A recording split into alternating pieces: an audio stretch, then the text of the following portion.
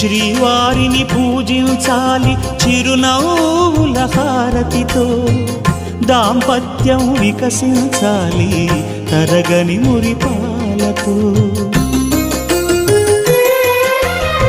దాసి నీవై ప్రేయసి నీవై నీవే తన ప్రాణమై, నిండు ప్రేమను తనకందించు, నూరేళ్ళు నడిపించు.